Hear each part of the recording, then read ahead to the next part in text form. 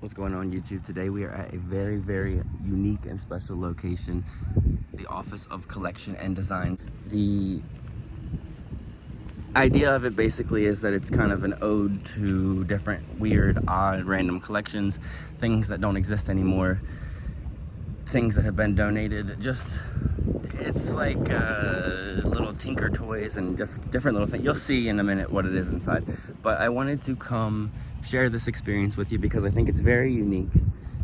They actually are doing a Kickstarter right now because this whole area is getting rebuilt by the city. They're not letting people renew their lease and it's getting renovated. So the Office of Collection and Design is going to be taking their show on the road. All of the things that you're about to see in this video, they're gonna get packed up into like an RV van type of thing, and they're gonna go around the country, and it'll be like a mobile roadside attraction. So if you're watching this and you think that the Office of Collection Design is cool, it's something that you'd be interested in, and you can't come to Las Vegas, then just in the next coming months, look out for them on social media, and you can follow them and you can see where they're at. Maybe they'll be in a city near you. So with that being said, we're gonna go inside, we're gonna check this out. Remember, you have to make an appointment, so you can contact them and do that, or you can come on a Wednesday from 11 to 5 p.m. Thank you for watching. Please like, comment, and subscribe. Let's see what is inside. This is the entrance of the Office and Collection and Design. After you sign in right here, you can check out the gift shop, which is in this immediate area, or you can go right to the left. This is the first little kind of side room. So the Office of Collecting and Design is part exhibit, part archive, part studio space.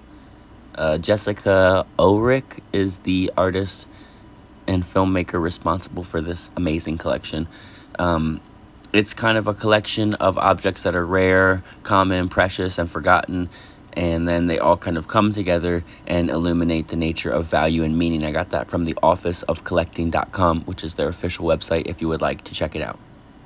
I did get to talk to Jessica when I first walked in, and she let me know that this is a very hands-on place. They encourage you to pick up things, to read the books, to really look at them and enjoy them. Obviously, my audio is not matching up to the audio that you're seeing. There was just some music, and I wanted to make sure it wasn't copywritten, so I'm doing a voiceover. But as you can see, this place is amazing, and that's what I was saying on the video. There's just so much eclectic, cool things, and they're placed in ways that really make you feel like you're kind of going into an old home that you can just relax and hang out and make yourself at home in. So I'm loving this room. I'm loving the vibe. You can kind of see all the cool collections. Look at this bird cage with the birds, and then the fireplace down below, the 2 chairs you can sit. Great place for photos. It's a total vibe. They're playing like old school, like I guess like 1950s, 60s kind of like lounge jazz music, and it was the icing on the cake. Made a point not to forget. So we'll leave this room, we'll go back through where you first walk in, and then we're about to walk into the main area that displays most of the collection. First, we'll look at this window. This is some art that's for sale by local artists. You can either, actually before I talk about that, you can scan that QR code right there, and you can actually get a piece of the museum each month. That art was I was talking about, you could buy the whole thing or you could buy the individual pieces, but onto the main museum. So they have a lot of things set up like miniature displays. I tried to make it eye level so you could kind of catch the concept of it. There was just, you'll start to see amazing things, amazing collections, and the way that they were all put together, it just made you want to enjoy it. It made you want to explore it. In the actual video, to be honest, I wasn't doing much talking just because of the fact that it was so amazing. It was starting to become so overwhelming. I felt like there were so many cool photo opportunities, so many different drawers and things I wanted to explore. I didn't even know where to begin. I didn't necessarily expect it to be so in-depth.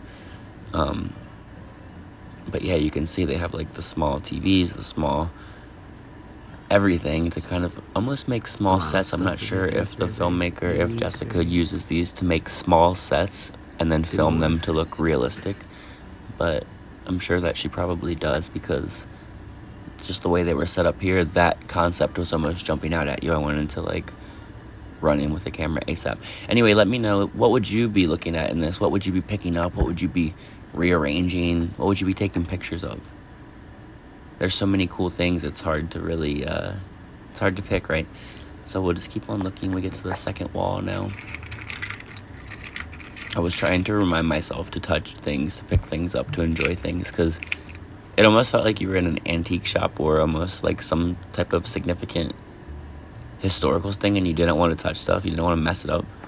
But you kind of get an idea. The owner was adamant wall that that's kind of like the point of it all. Unique collections of things. I think I'm gonna get ready, turn around and show you basically from floor to ceiling, literally. It's a collection of stuff. These lamps were awesome. Just kind of taking it in with you.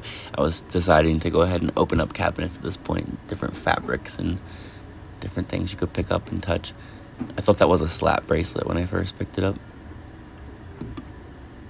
I almost dropped that. I was like, of course, the one thing I pick up, I almost drop off the shelf.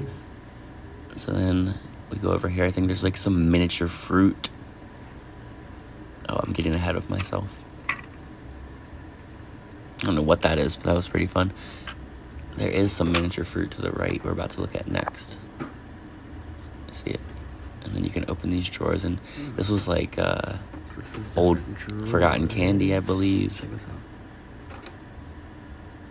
And would you eat a piece of this Tic Tac gum? And at this point, I'm not so sure. It probably is a little bit old. Chiclets. And why do they look medieval? Yep, so as I was saying earlier, these are just some more examples of just the amazing random stuff that you can find all throughout this. This was a drawer labeled humans, miniature people. I did want to mention that the Office of Collecting and Design is open by appointment only, so you just contact them and you ask to set up an appointment. Or if you don't have an appointment, you can come on Wednesdays, only on Wednesdays from 11 a.m. to 5 p.m. And it's open kind of for the public just to come in and check it out. So mark your calendars every Wednesday or make an appointment by going to officeofcollecting.com and contacting them. This place is definitely worth seeing. If you like roadside attractions or if you like strange, unusual things, this kind of like scratched the itch for all of that stuff. I hope that you're getting an idea of how cool this is. I'm kind of moving through it very quickly. There's so many things to stop and enjoy, literally wall to wall.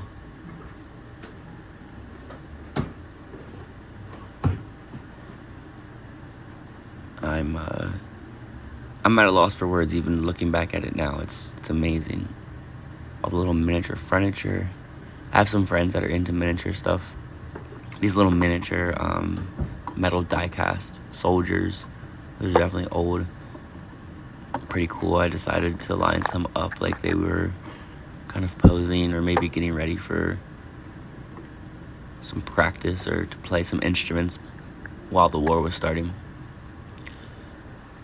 And then this was a room where you could, well, I didn't see a camera, but it looked like there was a bunch of different Polaroids of people that had visited and they hung them up on the wall. I thought that was pretty cool. Again, this is the Office of Collecting and Design.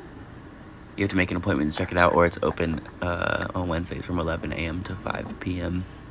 If you're enjoying this video and you're still watching, please like, comment, and subscribe. I'm always going on adventures, looking for fun things to do, unique things all around Nevada, Las Vegas, and the entire country. Coming up, I'm actually doing a really big Pacific Northwest trip. I'm excited to show you all the things that I have planned to see because it is quite a bit of stuff. Here's another example of just all the randomness in the drawers. Every drawer was something new and random. And it was kind of intriguing. It was fun to open it up and to see. Wonder what this is going to be. Mini bowling pins, yarn, an art piece. I just knew that I was like coming upon something amazing by opening this. It was a cool decorated jewelry box with like, I think that's like a decorated matchbox. Nothing crazy inside, but just the fact that you can go there, grab that box if you want to, or grab any of those other boxes that you see, open them up and check them out. What museum or collection of places can you go and do something like that? You know what I mean? There's not many places. So that was another highlight to me. Again, I'm trying to open as many drawers as I can. I know if I was watching the video and not there, I would think to myself, like, no, don't leave that spot. Open everything before you go. So that's kind of what I was trying to do, is open as much as I can and give you an idea of what it was. This looked like it was a call directory, but there's no information in it. Thimbles, a ton of old thimbles. A Santa one. I think you put those over your thumb while you're sewing, or over your fingers while you're sewing, so that you don't prick your finger, or so the yarn doesn't hurt it or something. I think that's what it's for. I've never sewed. Leave a comment if I'm wrong or if I'm right. So yeah, these were little toy weapons, I think. Vintage toy weapons. These were, I don't know what that was. And then this, some more shelving. I think they were empty. Yeah. So I'm hoping that you're getting a good idea of what this place is like. I hope that you're intrigued and want to check it out.